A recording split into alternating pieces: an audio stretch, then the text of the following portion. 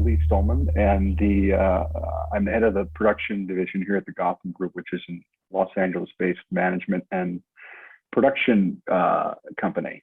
Okay, what do you say? Name, title, what else?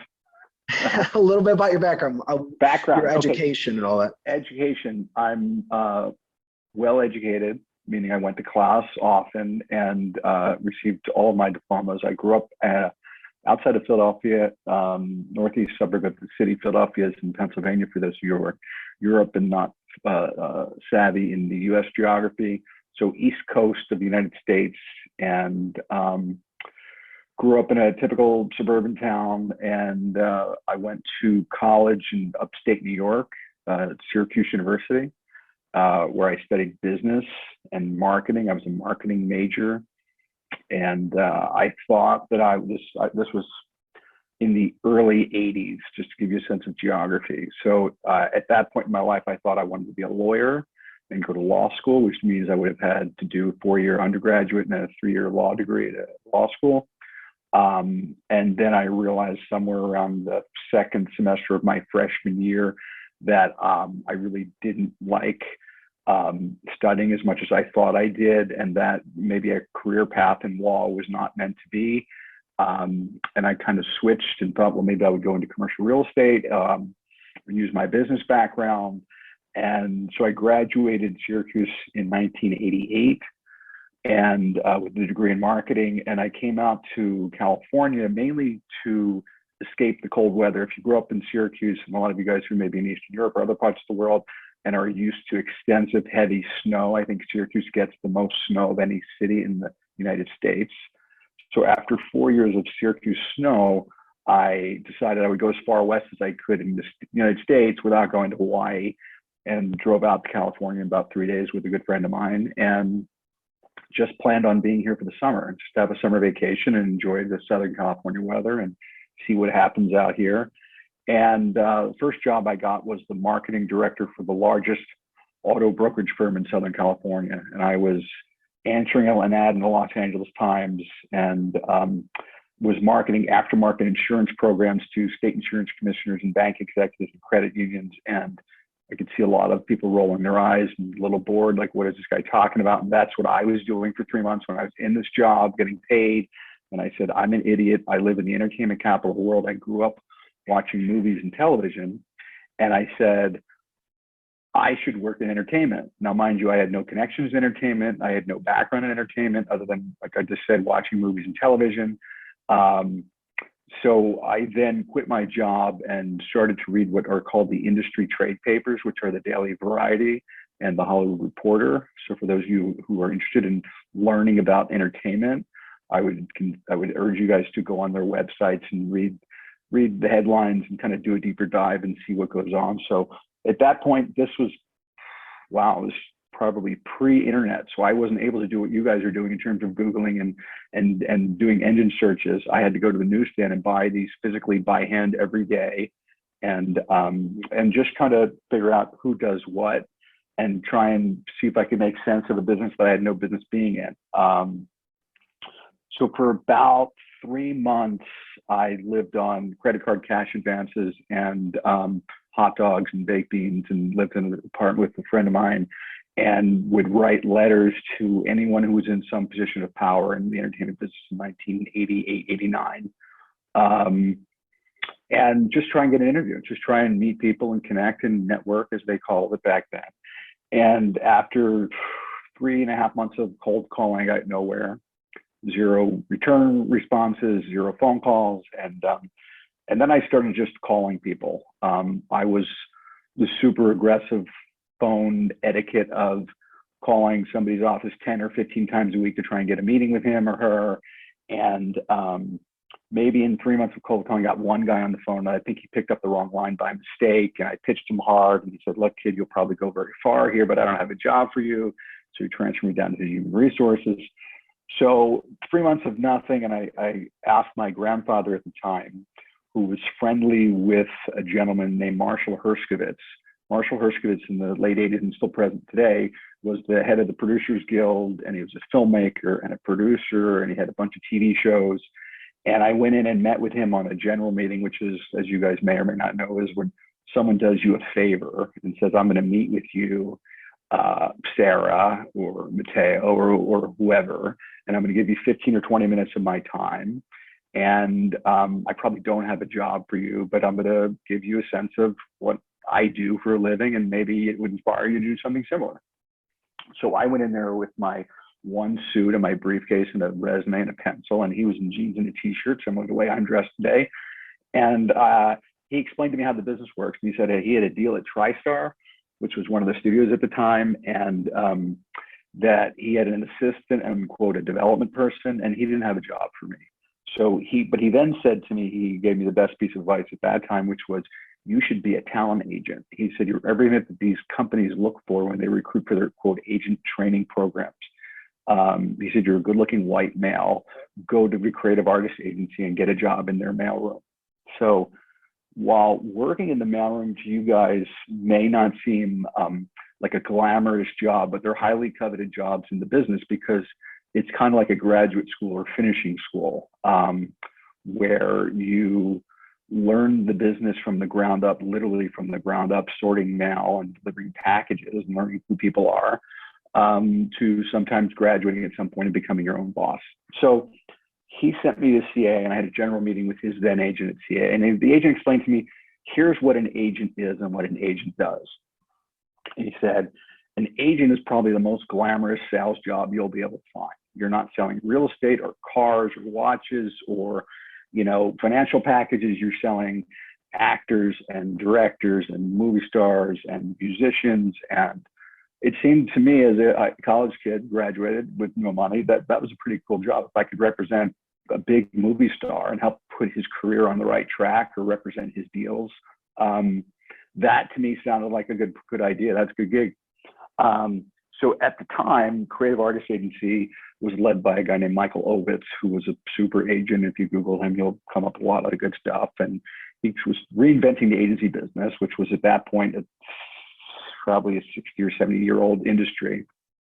And they were very powerful at the time. But his business mandate was, he only wanted to hire you if you went to an Ivy League school, or if you had an MBA, that's a master's degree from Wharton or Harvard or Stanford or some big degree. So I remember being in my interview with the head of the training program, and he looked at my resume and he saw that I went to Syracuse and kind of rolled his eyes a little bit and wasn't really up to what they were looking for. And I remember I stopped him mid-sentence and I said, look, sir, with all due respect, I'll go head to head with any of your Harvard graduates. I said, I'm pretty sure I'll come out on top. I said, I'm very street smart. I've been working since I'm 14 years old. I've worked with guys that just got out of prison, in construction. I've worked with the chairman of a Fortune 500 company. So you bet on your book smarts, I'll bet on my street smarts, and we'll see who wins. And he did not like that one bit. So needless to say, I did not get an offer from that company. And I wrote 2 letters to the other 2. There was 3 agencies in Hollywood at that time that managed. Sorry, there's some noise here. So I wrote a letter to the William Morris Agency. William Morris Agency at that time was a 90-year-old company, probably the largest talent agency in the world. And their mailroom training program was legendary, equivalent of the Harvard of the entertainment. So if you got into the training program at William Morris, it's like getting into Harvard grad school. So I didn't know anybody there. And I wrote a letter to the human resources department, and I said, here's who I am, this is what I do. And I basically told them that I'm the Michael Jordan of the agency business, and here's why you need to hire me. And it worked. Got me an interview, got me a second interview, got me a third interview. I did interview for almost 2 months to try and get a position. And in my last interview, I sat with the CFO, and he basically turned around, and he was similar to the credenza that I have here. He reached for a file, and in that file was my Pennsylvania state driving record, of which consisted of a lot of speeding tickets, a couple of totaled cars. And he basically said, you're going to be driving a company car here. If you get a scratch on one of our cars, you're fired. So he basically said, we're offering your position on a, quote, trial basis because you have a horrible driving record. And if you mess up, you're out of here. So that was in March of 91. Okay. So in March of 91, I started in the mailroom at William Morris. Again, legendary company, offices in New York and California, Paris, Rome, Sydney, Australia. So you had 7 offices internationally. It was a huge company, represented people like Clint Eastwood and Bill Cosby and, huge movie stars. Jack Lemmon, Walter Matthau at the time, big movie stars, big directors. And as an agent, you come in there and you have a college degree, and some people went to law school and others went to graduate school. And I came right out of college with one job. And you start in the mailroom. So you're in the mailroom and you're sorting letters and packages and delivering stuff and trying to learn internally what that company looks like and who the players are and how it works. And you're also learning the exterior in terms of who people are in town. So from there, you graduate to a dispatch phase, which is basically what this guy was describing before. You're driving a car and you're a messenger. So this was before messenger services, and we used to use our own in-house people to deliver packages and film canisters and checks and whatnot. And then from there, you get to be on a desk. And when I say be on a desk, meaning you get to be an assistant to an agent. And the entertainment business is one of the few industries left in the world where there exists a true kind of mentorship type relationship where, other than the physical trade where you want to be a blacksmith, you're going to go work for a blacksmith. You want to be a carpenter, you're going to go work for a carpenter. There's not a lot of jobs that exist where there's a mentor type relationship. So in the agency world and entertainment, that still exists. So you go and you're an assistant, and these people again have gone to law school or grad school or gotten a 4-year degree, and you're answering phones for somebody for a couple $100 a week. And that's how you learn the business, by listening into their phone calls. You hear both sides of a conversation and a transaction, and if you're smart enough, you connect the dots and figure out who does what, how that happened, and ask smart questions. But there's no guarantee that you're going to get promoted. So when I was in the training program, there was 34 people in the training program with me, and me and one other person got promoted. So the odds of you getting promoted after 3 or 5 years are slim to none, but you can usually use that job to go get another job in Hollywood that are, harder to get maybe. So when they promote you as a young agent, you get to cover what's called independent film or episodic TV. So episodic TV is you guys are watching whatever your favorite show is, and on that show is a guest spot of an actor who's not on the show regularly. He's just there to do his spot in that episode. And, and so as an agent, sometimes you book those guest spots. Or this was 1991. So I got promoted in about 14 months from when I started, which was quick. You either do episodic TV or independent film.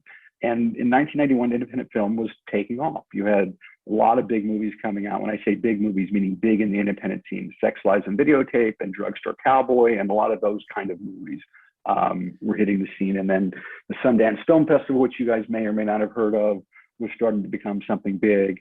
And it became a kind of training ground, for lack of it, for filmmakers.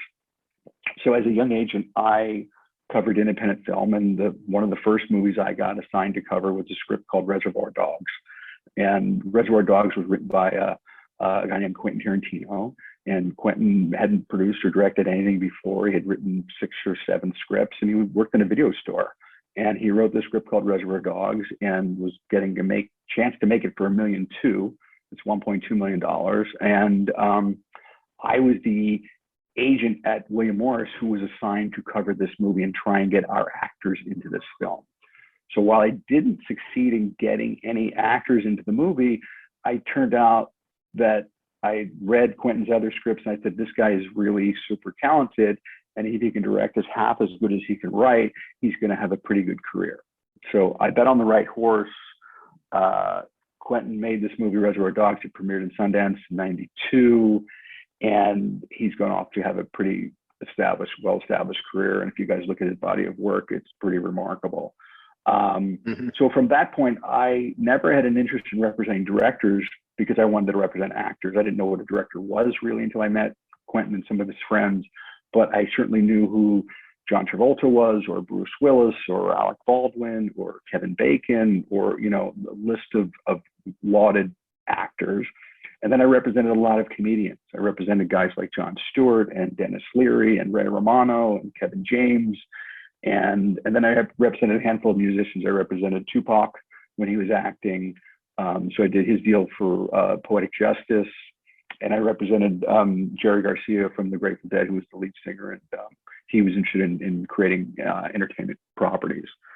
So I was at William Morris for 13 years, having started in the mailroom, and decided that I still wanted to be an agent, but I didn't want to work there anymore. And I transitioned to a smaller company, which was a 7-year-old startup company called Endeavor.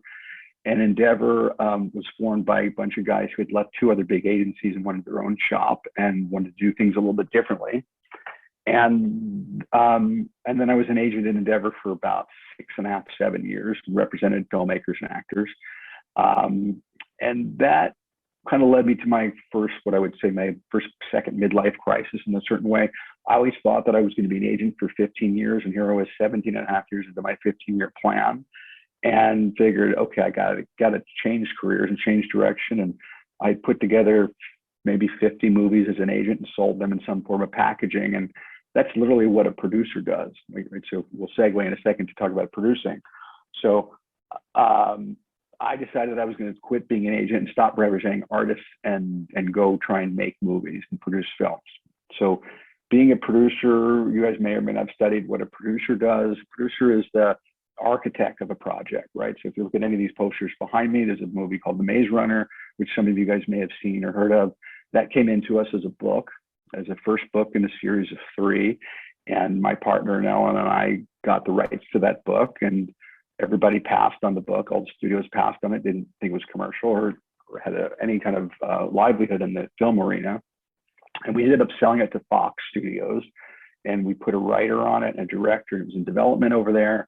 And then the director got cold, meaning wasn't as desirable to the studios as she once was, based on another movie that she had done that didn't perform. And so here we were with a book and a script for a book and no director. And, we're one of 60 or 70 projects in development with this studio, or maybe, hundreds more. So we ended up making the movie, the first Maze Runner movie, with a first-time director who came out of the animation world and done a short, what they call an animatic, of what the opening scene of the movie would look like. So if you guys saw the movie, there's a scene where this box comes up from the ground, and our lead actor, Dylan O'Brien's in the box, and he doesn't know who he is or where he is or what he's doing there. And that's the opening of the movie. And that's what this guy shot as his kind of opener. And then he got up in the room for 40 executives and proceeded to pitch them his version of the movie. And they said, great, let's go. And we went off and we made Maze Runner in Baton Rouge, Louisiana. And it's an interesting production because it was shot half on a soundstage and half outside. So the stuff that you see in that movie, which are kind of the exterior and the glade, was all in a 400-acre farm. And all of the maze stuff was built on what was called a Sam's Club, which would be a Costco or a Sam's Club. It was an abandoned warehouse. And our production designer built moving walls. So we would slide the walls in and out and create the illusion of a maze. So that movie led to 2 other sequels. And now as a producer, I'm finishing my 8th movie right now. And we typically do mainly book to film, right? So if you look at the movies that come out every year, there are some original films, meaning an original idea by a writer or a producer or a director, or somebody who's creative in that sense, or what they call based on branded IP, intellectual property. That's a book or a graphic novel or a comic or a short story or a play, something that's already existing in the universe that you are then going to take and build your TV series or movie based on that IP. So a lot of what we do at Gotham is we take IP and we sell it to TV or film, and we produce it, or sometimes we just represent the underlying rights. So Ralph, how are we doing time-wise? That's my. We're doing great. I've got a lot of student questions. Is that okay if we just jump into it? Yeah, All right. Jump in.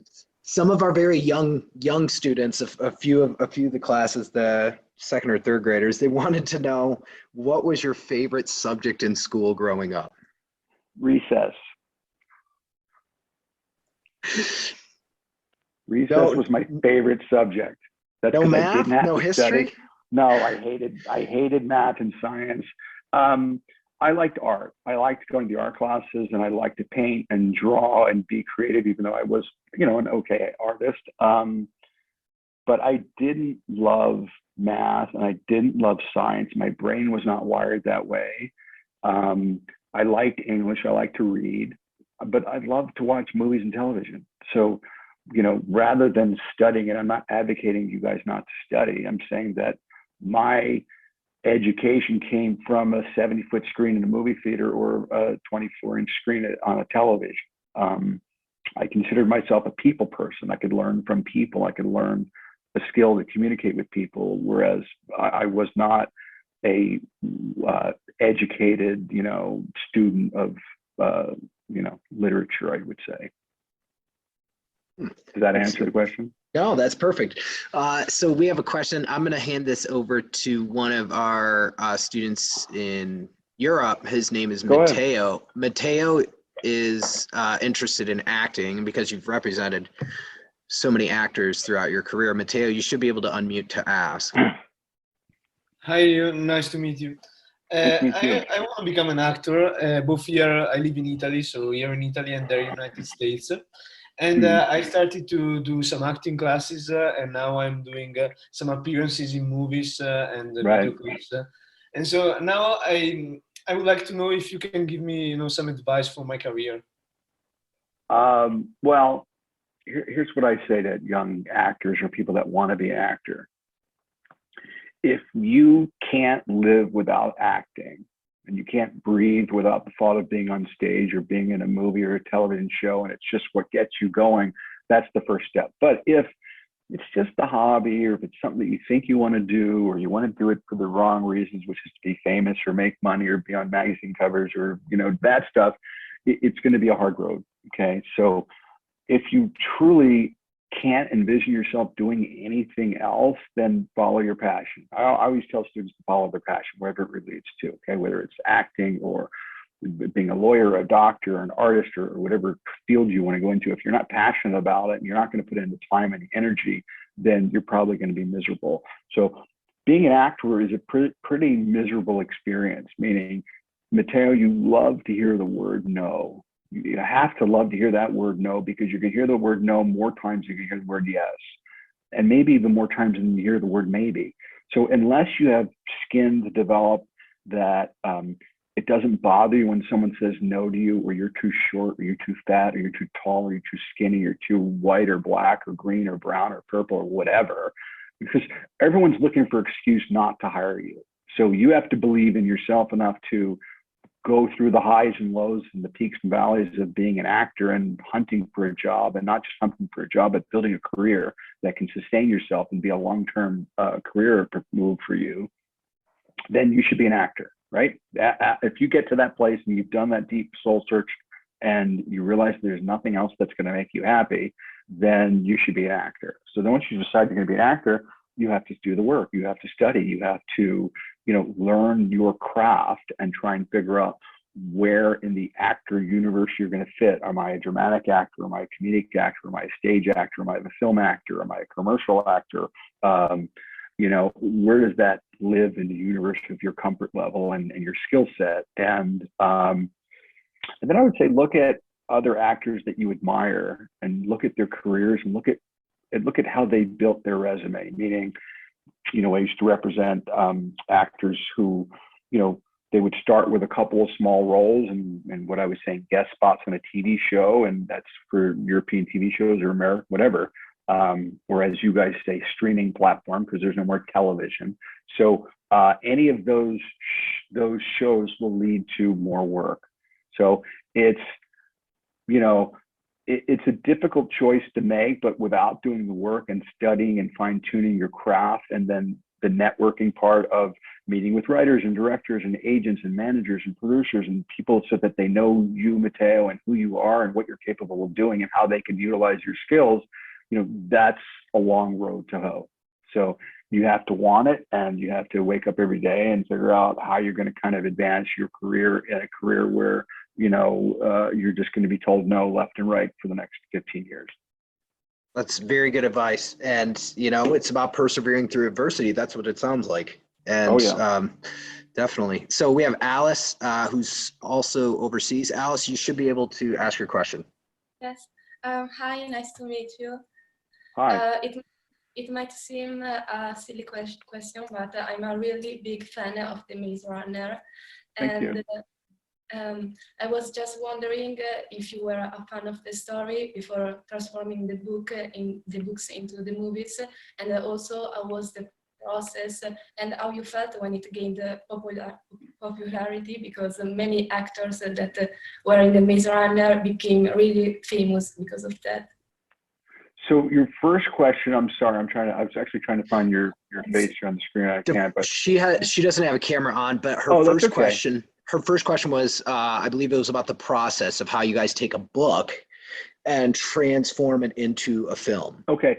So a book is not a movie, right? A book is multiple chapters, hundreds of pages. A movie is a 3-act structure. We have a beginning, a middle, and an end. And you have things in a book that don't translate cinematically that you have to lose. So what you have to do when you find a book like The Maze Runner or any book, the book behind me, Life of Crime, was a book called The Switch, which we had to change the title. And that movie starred Jennifer Aniston and a bunch of other cool people. So if you're taking a piece of IP, you're taking a book, right? Harry Potter even, okay? Harry Potter is 700 pages. You have to figure out what's the story within the story that you're going to tell and create a 3-act structure so that there's a beginning, a middle, and an end to that story. And you have to figure out also for a book, you know, if you're going to make Harry Potter and there's hundreds of millions of people around the world that have read Harry Potter and you're the guy who's going to make the movie about it, you have to figure out how am I going to keep those hundreds of millions of people happy and wanting to go see this movie that they've already read in the movie theater. Does that answer it? Yeah, no, that's spot on. And it's interesting, by the way, my family, we love the Maze Runner series. So you guys did phenomenal work with that. We have Pietro. We'll let Pietro do the final, one of the final student questions. Go ahead and ask. You had an interesting question. Yeah, nice to meet you. My question is, in your opinions, who was the most talented actor that you work with? I've had good fortune to work with a lot of talented actors. I think that, and only because I still represent it, but Steve Buscemi, who Ralph and I were talking about earlier, you know, has an interesting career. His father was a sanitation worker, and he grew up in New York in Valley Stream, Long Island, and blue collar family. And you know, his dad wanted him and his brothers to take the civil servants test, which would make them either firemen or policemen or sanitation workers, just so they had a steady job and an income. And when he took the civil service test, he became a firefighter, and then he became a stand-up comedian from that. And he used to get some teased by his friends at the firehouse for doing stand-up, but he segued into a very long career as an actor, both in film and television and stage. And he's also directed 5 movies, directed a lot of television. So he's a guy that wears a lot of hats and is super passionate and talented about his job. And also, he's not a conventional movie star, right? If you look at him, he's not that square-jawed leading man, big, tough, whatever. He's a little bit of a quirky character actor, for lack of a better. And it's interesting how character actors have been able to become leading men on certain projects. You know, the poster behind me you'll see is a project called Boardwalk Empire, which was a very popular show for HBO for many years. And you know, if you read that script, it didn't really scream Steve Buscemi, and luckily they had the vision and foresight to say, oh, this guy could be brilliant in it. So you know, Knockwood, I've had a chance to work with a lot of really talented actors, and as a producer, really talented artists and performers, and given some of them their first breaks. You know, we did this movie called Stargirl, which some of you guys may have read the book. It's a very, very popular young adult novel. It's required reading in a lot of countries and a lot of cities around the world. And that movie took us 15 years to get made. And by the time we finally made it, we had discovered this young musician who was on a TV show called America's Got Talent here in the States. And she was 12 years old at the time. And she sang the song and everyone went crazy for her. And I remember seeing the show and thinking, wow, this girl could be our Stargirl. but she was 2 years younger at that time and hadn't acted before. And but strange how things work out for fate and circumstances that by the time we got to make the movie for Disney, she was the right age, and we had her screen test, and she beat out 700 other artists to get that role. And we just finished producing the sequel to Starter, which will come out on June 3rd on Disney Plus. I mean, it sounds like you've worked with all different kinds of talented people. Before we let you go, and I know you touched on this a little bit about persevering through adversity and the importance of keeping your head down and your hands working, but is there any last advice you want to impart on these kids as they go off into the world and figure out what they want to do? Here's what I would say in terms of adversity and perseverance, which are two of the biggest assets that you can develop and your own skill set and your arsenal. There's a couple things in terms of perseverance and in that regard. So on the surface, my career is a long career, 30 some years in Hollywood. But at the start, before I got promoted, I almost got fired because I wasn't a political animal and within the political system, right? So I literally went from being fired to being promoted in 2 weeks because I knew how to persevere and I knew how to have some intestinal fortitude. But unless you're able to push through and hear the word no and turn the word no into a maybe and turn that maybe into a yes, you're going to get rejected a lot. And that's in any field that you choose. The rejection is because it's easier for somebody saying no to you than it is for them to say yes. Because if they say yes, then they're putting their job on the line, essentially, right? If you get a yes, then that person now has to answer to his boss or her boss and understand why they gave you the keys to the kingdom. So perseverance and fortitude, I would say the other two things, just in terms of some form of shared wisdom that somebody told me 25 years ago, is develop a skill set that is both mobile and global. Okay, what I mean by that is a skill that you possess that you can take from job to job that are uniquely yours, that you can, whatever field you're talking about. And global meaning that they'll work on an international, because this is not, as you can see by the Zoom here, there's 70 people on this Zoom, we're 66 now, and from every part of the world. So we live in a global village now that's connected by the internet and cellular and email and TikTok and Instagram and whatever other platforms in the meta universe we're all living in now. You guys choose to communicate, and the skills that you possess here in the States are no different than skills you possess in parts of Europe or anywhere in the world. You know, everyone's human, and your ability to communicate with other humans and to send a message and tell a story is critical to how you advance your career and your own relationships in your own life.